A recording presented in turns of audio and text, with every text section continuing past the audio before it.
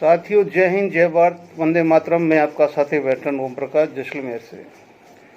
दोस्तों, जैसा कि कल आपने देखा था कि आपकी ताकत और आपका ताकत का जो एटमॉस्फेयर के अंदर जो आपकी तरंगे चली है, भले बंदा कहीं बैठा हुआ हो, लेकिन जो आवाज़ जहाँ से पूर्व से पश्चिम, पश्चिम से पूरब, उत्तर से दक्षिण, दक्षिण से उत्तर, उन तरंगों से जो आवाज़ें सरकार तक पहुंची तो मजबूर होकर उनको प्रोग्राम कैंसिल करना पड़ा।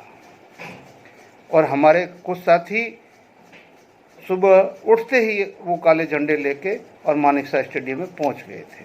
उनको रोका गया था, लेकिन फिर भी वो बंदे नहीं रुके, क्योंकि उस टाइम वहाँ पे डीएससी की मतलब अपना डीएससी की गार्ड थी। बाद में उन्होंने जब तक वो जगह चेंज करके नोएडा में कर दिया। हमारे भी अपने कुछ सोर्स थे, उन सोर्सों ने बता दिया कि यहाँ नहीं है, नोएडा में। तो हमारे जो बंदे थे वो नोएडा तक पहुँच गए, और जब नोएडा में देखा कि अब मुश्किल है, तब तक मतलब पीएमओ ऑफिस को अलग रखा गया। इस बात का अलर्ट नहीं बताया गया कि भाई इस तरह से ये होने वाला है।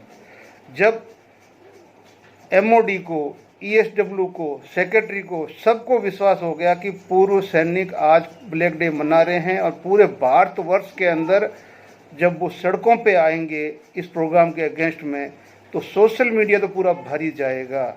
और जब सोशल मीडिया भर जाएगा तो सोशल मीडिया के थ्रू ये बात कहीं न कहीं सरकार तक पहुंच जाएगी।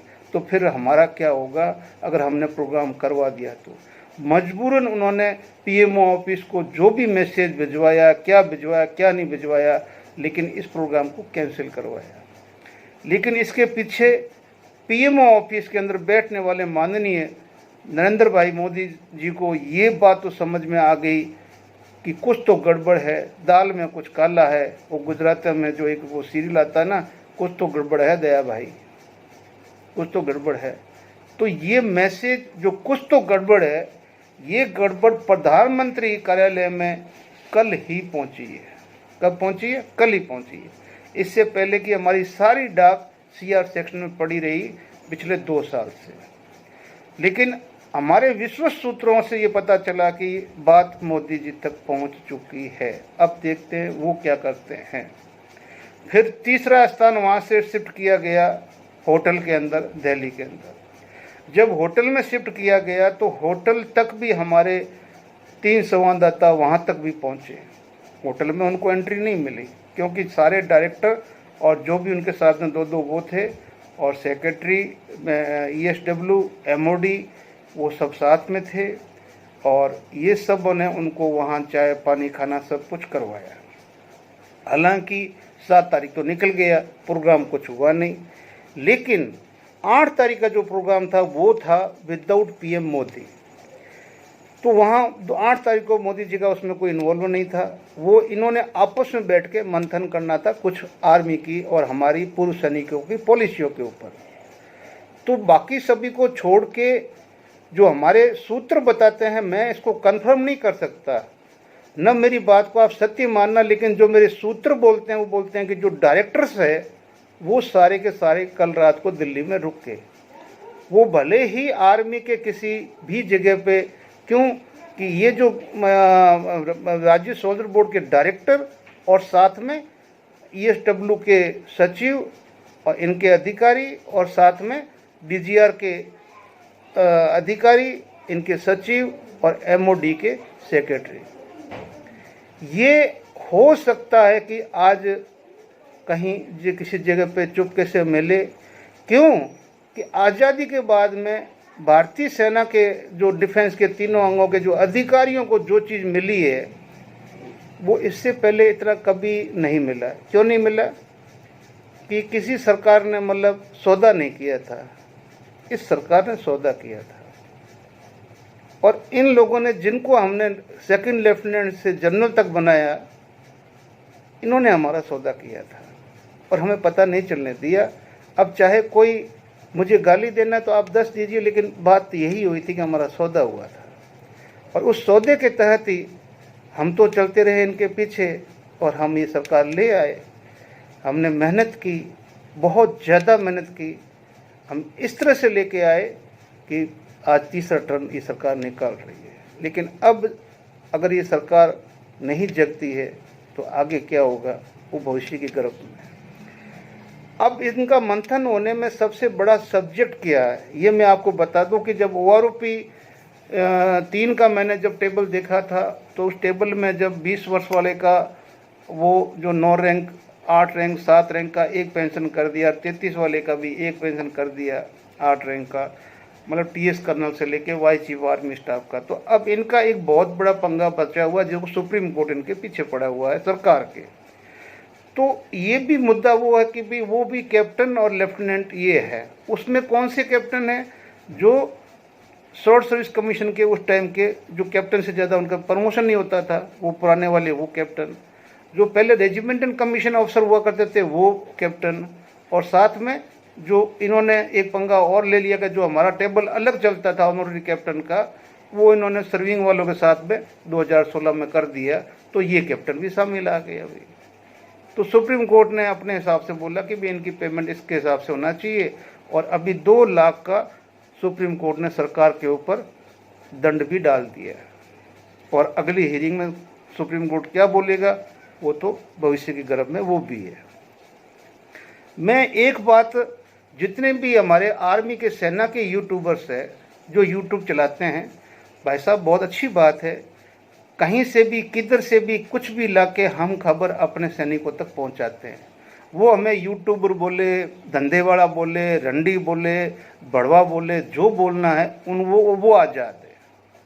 हम अपना काम कर रहे हैं, उसके बदले में किसी को 2 रुपये यूट्यूब देती है, किसी को नहीं देती है, कोई अपने पैसे से चला रहा है, कोई कैसे भी चला रहा है, लेकिन हम अपना फर्ज तो निभा रहे हैं, फर्ज तो निभा रहे हैं। लेकिन अब मैं इसमें आपसे एक रिक्वेस्ट करना चाहता हूं उन लोगों से जो गणना करते हैं, आप गणना कीजिए, कोई बोर्ड पे करता है, कोई कैलकुलेटर पे करता है, कोई स्क्रीन लगा के करता है। तो जब ये आप गणना और गणांक जो करते हैं और जो वीडियो ये जो गणना और गणांक वाला होता है, तो इसके आप आधार लेते हैं, सर्कुलर लेते हैं, उन्हीं का कैलकुलेटर लेते हैं, सरकार की पॉलिसी का जो किस तरह से मतलब आप गुणा भाग कर रहे हैं वो सरकार की पॉलिसी का लेते हैं, तो आपको डर किस बात का है। मैं पूरे सैनिक के यूट्यूबर्स को बोल रहा हूं कि भाइयों आप अपना जो वीडियो जब ये सैनिकों के, क्योंकि आपके गणित समझाने से इन पेंशनरों को कोई पैसा नहीं मिलने वाला है, इनको नहीं मिलने वाला। लेकिन आप अगर अपना वीडियो अगर PMO को टैग करोगे, MOD को टैग करोगे, ESW को टैग करोगे, PCD को टैग करोगे, CGDA को टैग करोगे, तो आपका ये वीडियो वहाँ तक जाएगा। और जब वहाँ तक जाएगा, आज नहीं, कल नहीं, परसों नहीं, एक दिन उसको संज्ञान में लेना पड़ेगा। हो सकता है आप में से ही किसी की अच्छी कैलकुलेशन हमारा भविष्य बदल दे। तो नॉर्मल आप जो समझा रहे हो पेंशनर को, तो समझाने से कुछ नहीं मिलेगा, दुख होगा कि मुझे मिलने वाला था, सरकार नहीं दे रहा है, वो रिवेंज में रहेगा और आगे कुछ कर भी नहीं पाएगा, क्योंकि सरकार के किसी नुमाइंदे के नीचे नौकरी कर रहा होगा या सरकार के किसी चमचे के नीचे नौकरी कर रहा होगा। तो आप अपना वीडियो सीधा ही क्यों नहीं उनको सीधा टैग करते, ताकि आपकी आवाज़ वहाँ तक पहुँचे तो सही। साहब दिल्ली के अंदर जो IT सेल है सरकार की, उसमें 40,000 बंदे बैठते हैं। कितने बैठते हैं? 40,000। अब ये बात मैं भी किसी बहुत ही सीनियर और बुजुर्ग जो इन चीज़ों का बहुत बड़ा नॉलेज रखते हैं, तो वो बताते हैं कि साहब जो हेडक्वार्टर जो IT सेल दिल्ली से कंट्रोल करती है वो 40,000 आदमी को करती है। तो मैं भी हो सकता है कि ये दिल्ली का नाम लिया हो, लेकिन ये पूरे देश में 40,000 हो, लेकिन 40,000 बंदे IT सेल में काम कर रहे हैं। और जब आप इनको टैग करते हो सरकार को, तो ये वीडियो सीधा उनके वहाँ IT में चला जाता है। अब कभी न कभी किसी न किसी में 40,000 में से किसी एक का खोपड़ा घूम गया और उसने सीधा PMO को भेज ही दिया कि लो भी देख लो क्या है क्या नहीं है, ये दिल्ली आ रहा है। हो सकता है काम बन जाए, जो हम बाहर बैठ के नहीं तो आपका एक वीडियो काम कर दे, इसलिए आप ये काम करिए। अब हम आप आते हैं जयश्री के ऊपर। देखो दोस्तों, कई फ़ोन आए मेरे पास में कि साहब इसमें फ़ोन नंबर नहीं है, या फ़ोन लग नहीं रहा है, या इस पे पैसा जा नहीं रहा है, अकाउंट नंबर पैसा नहीं जा रहा है। तो मैंने एक छोटा सा 2 मिनट का वीडियो बनाया है, उस वीडियो को आप पीछे देखें। और जितना हो सके मेरे दोस्तों, आप जो मेरे साथ में, सबसे खुशी की बात तो ये कि 74% मेरे साथ में जो मेरे व्यूवर है 1000 से नीचे ही है, लेकिन वो सारे बुजुर्ग हैं, वो सारे 54 से ऊपर है। तो इसका मतलब ये कि 75% अगर 54 से ऊपर है, तो मैं क्यों ना समझूं कि जो मुझे लाइक करने वाले बंदे मेरी उम्र के, मेरे हमसफ़र जो मेरे साथ में चाहे कहीं भी सफ़र किया हो, वही मुझे लाइक कर रहे हैं। बाकी रहे 32% 34%, तो वो अपने हिसाब से देख रहे हैं। तो उनको भी हाथ जोड़ के बोल के धन्यवाद बोलता हूँ कि आप इन वीडियो को जितना आगे बढ़ाओगे, इस बच्ची के जीवन में उजाला आएगा। बोलते हैं ना कि अंधेरी सुरंग होती है, और जब हम मोमबत्ती लेके चलते हैं तो जैसे जैसे हम आगे बढ़ते जाएंगे, वो रोशनी उस अंधेरे को चीरती जाएगी, वो रोशनी उस अंधेरे को चीरती जाएगी। वो लौ में ताकत है कि सुरंग कितनी भी लंबी है, और अगर आपके पास में अच्छी मजबूत अगर लौ की मोमबत्ती है, तो वो उस सुरंग के अंदर आप गुजरोगे तो आपके सामने वो रोशनी करता हुआ ही आगे बढ़ेगा। पूरी सुरंग का अंधेरा मिटा के आप दूसरी तरफ निकल जाओगे। और हमें दूसरी तरफ निकलना है इस बच्ची के जीवन के साथ में। हम अपने आप को कभी माफ़ नहीं करेंगे। इस बच्ची को कुछ हो गया तो सैनिक समाज विशेष तौर से, आप जैसे कोई उद्धार नहीं होता है, आप जैसा कोई दानवीर नहीं होता है, आप जैसा, हम बोलते हैं ना कि हम लाइन में एक बंदे का कुछ हो जाए घर में, प्लाटून ऐसे जा जल्दी जाके अपना काम करके आ, अपने पिता का करके आ, बहन का करके आ, भाई का करके आ। जबकि ये फौज में मना है, लेकिन ये भी होता है। और यहाँ जब सरकार ने हाथ खड़े कर दिए, सिस्टम ने हाथ खड़े कर दिए, और हमने जाके अपना वहाँ पे वो भी देख लिया कि भाई हाँ ये बात सही है। वो वीडियो भी मैं पीछे डाल रहा हूँ, आप देख लेना। वो भी जो भाई साहब गए हैं, वो भी FE के सचिव है, उन्होंने 51,000 रुपये दिए। अभी हमें सिर्फ 12,000 रुपये करने हैं। अरे साहब, अगर 100 रुपये के हिसाब से 12 लाख आदमी कर दे तो भी ये हो गए 12 लाख रुपये। आप लोग जब तक ये नहीं समझेंगे कि अगर ये बच्ची मेरे घर में, मेरे आंगन में होती, मेरी खुद की बच्ची होती, या मेरी पोती होती है, मेरी पोती होती, तो मैं क्या करता? मैं अपना सब कुछ बेच देता, भीख मांगता, कुछ भी करता, लेकिन जब तक उसकी ज़िंदगी है तब तक मैं वो करता। और अभी भी जब तक उस बच्ची का वो 14 करोड़ इंजेक्शन नहीं आएगा, मेरा वीडियो उस बच्ची के ज़िंदगी की भीख के बिना कभी भी पूर्ण नहीं होगा। इसके साथ ही आप आगे की क्लिपें देखें। और हाँ, मैं एक चीज़ भूल गया था आपको बताने के लिए कि जो अभी अगर आज एजेंडा बैठता है तो उसमें एक मोस्ट एजेंडा चलने वाला है, जो आने वाले दिनों में आपको OROP के में नहीं, आपको पे कमीशन में दिखाई देगा कि जितने भी शॉर्ट सर्विस वाले हैं उनकी नौकरी 14.5 साल कर चुके हैं। इसमें टेक्निकल नॉन टेक्निकल है, तो 14 साल 14.5 साल है। सिर्फ इनको अभी 1 साल और बढ़ाना है। अगर 15 साल इनकी नौकरी हो जाती है शॉर्ट सर्विस वालों की, तो ये भी 15 साल के इक्विवेलेंट आते ही ये पेंशन के हकदार हो जाएंगे। यानी कि अब इनको उसके बाद में आने वाले 100 साल में भी कुछ नहीं है, फिटमेंट फैक्टर बढ़ता रहे, कोई पे कमीशन ना दे, इनकी पेंशन में और कुछ भी नहीं। और एक जनरल साहब बोल रहे हैं ना कि ज़िंदगी में जो पैसा उन्होंने ऑन सर्विस नहीं देखा, कम से कम पेंशन में इस सरकार ने दिखा दिया। पैसा भी दिखा दिया, राज्यसभा भी दिखा दी। तो आप तो बोलोगे ही ना साहब, आपको तो बोलना ही पड़ेगा ना। आप नहीं बोलोगे तो कौन बोलेगा? इसलिए चलिए, वो अच्छी बात है, वो अपना बोल रहे हैं कि उनको मिल रहा है और हमें नहीं मिल रहा है, इसलिए हम बोल रहे हैं। Thank you. जय हिंद, जय भारत। मिलते हैं अगले वीडियो। जय हिंद साथियों, आप सभी का स्वागत है आपके अपने सैनिक वेलफेयर यूट्यूब चैनल में। दोस्तों, जब से सैनिक वेलफेयर न्यूज यूट्यूब चैनल अस्तित्व में आया तब से लेकर अब तक 30 करोड़ से भी ज्यादा बार आपका और हमारा आमना सामना हुआ है, एक दूसरे को देखा गया है, और 14 लाख आज सब्सक्राइबर हैं, 14 लाख लोग हमारे साथ जुड़े हुए हैं।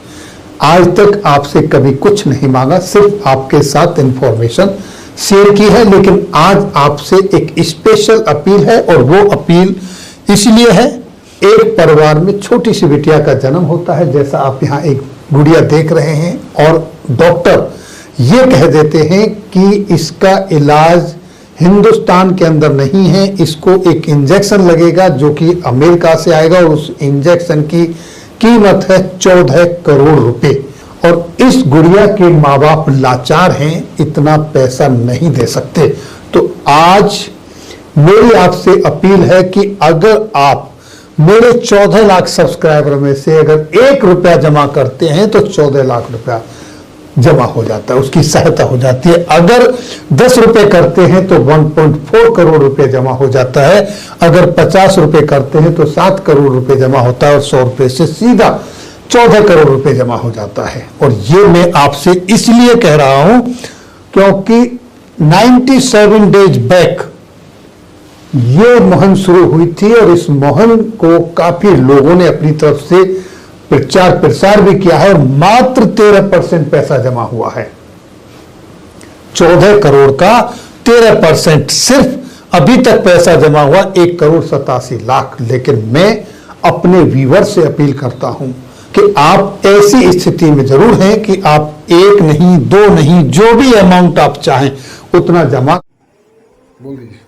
नमस्कार सर, अभी सर सब लोग आए हैं घर पे और बच्ची के लिए वीडियो बनाया है और सब लोग हेल्प करें। सर ने अभी 51,000 रुपये बच्ची के लिए डोनेट किए हैं, और सर ने भी 1100 रुपये दिए हैं। ये बहुत बड़ी हेल्प है हमारे लिए, और अगर इतना तो बहुत ज़्यादा होगा एक लोगों की तरफ से। अगर 3100 रुपये और 3100 रुपये हमारे 3100 रुपये जगविंदर सर की तरफ से JM यादव इन्होंने 3100 रुपये दिए हैं, और शीशराम सर ने भाई 51,000 रुपये दिए, और मैंने 1100 रुपये दिए हैं। तो जैसे जैसे जिसका योगदान है वो सब जो है ना अपनी श्रद्धा के अनुसार जरूर करें। जय हिंद। दोस्तों, कैप्टन लोकेंद्र साहब ने अपने 14 लाख सब्सक्राइबर को आज से 2 दिन पहले, यानी कि 2 दिन कंप्लीट हो गए हैं, शॉर्ट में 1 दिन दिखा रहे हैं, इतनी भावुक अपील की थी इस बच्ची के बारे में कि 2 दिन के बाद में अभी जो मैंने ये स्क्रीनशॉट लिया है 30 के, यानी कि 30,000 बंदे इसको देख पाए हैं 2 दिन के बाद में। और इन्होंने इतनी अपील की थी, इनको इतना कॉन्फिडेंस था कि भाई 14 लाख मेरे सब्सक्राइबर है, तो कम से कम अगर वो उन्होंने गणित भी डाला कि भाई 1 रुपये डालोगे तो कितना होगा, 10 डालोगे तो कितना होगा, 50 डालोगे क्या, अगर 100 डालोगे तो आप मेरे 14 लाख हो, तो ये 14 करोड़ वैसे हो जाएंगे। दोस्तों, जब ये कहीं से भी किसी तरह ढूंढ के आप लोगों के लिए, चाहे सिविल कर्मचारी हो, चाहे गवर्नमेंट कर्मचारी हो, चाहे अधिकारी हो, इनका कोई पैरामीटर नहीं है कि भी ये सिर्फ एक में बंधे हुए हैं, फिर भी ये 30,000 यानी कि 14 लाख का 30,000 परसेंटेज समझ लो कि क्या बनता है। अगर 1% बनता है तो भी 40%, यानी कि 1% लोगों ने इनका वीडियो नहीं देखा है।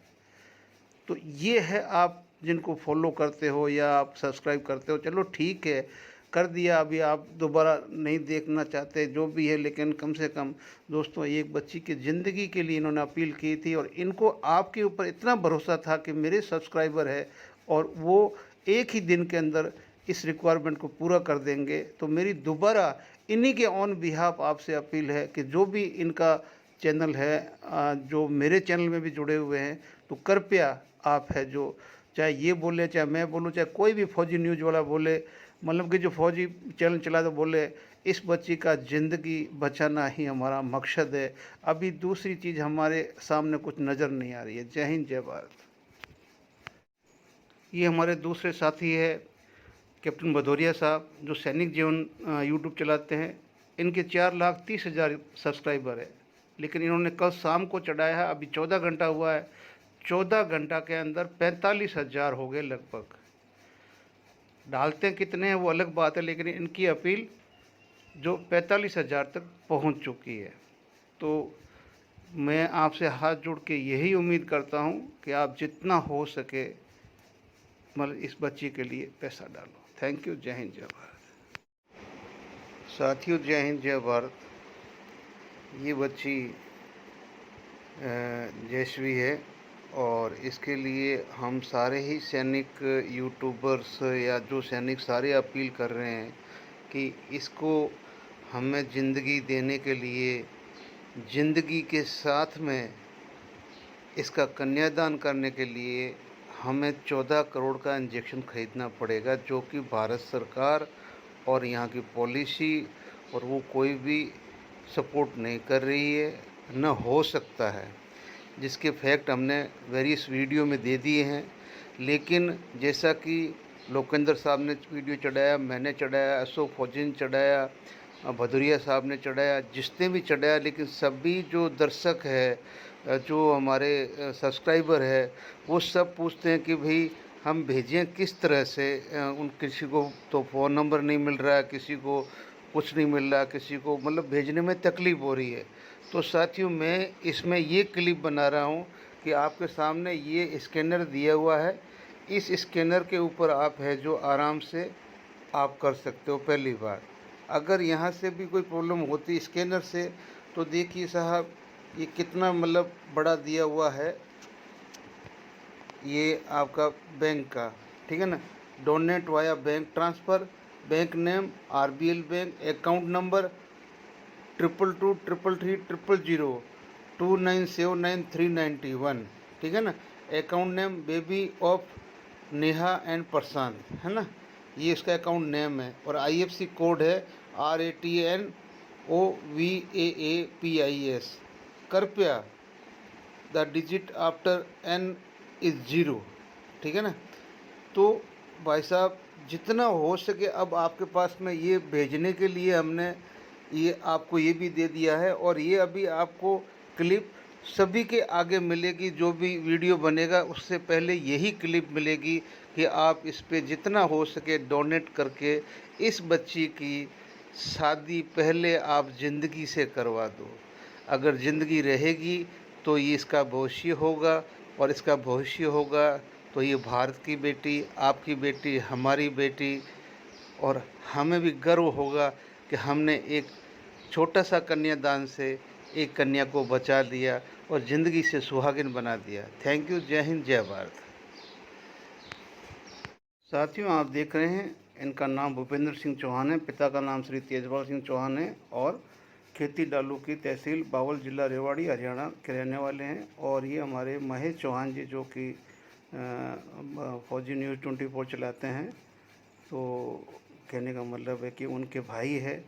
जिस किसी को भाई को दिखे या कुछ भी है तो इसके अंदर नीचे नंबर लिखे हुए हैं, ये नीचे वाले नंबर आप देखिए।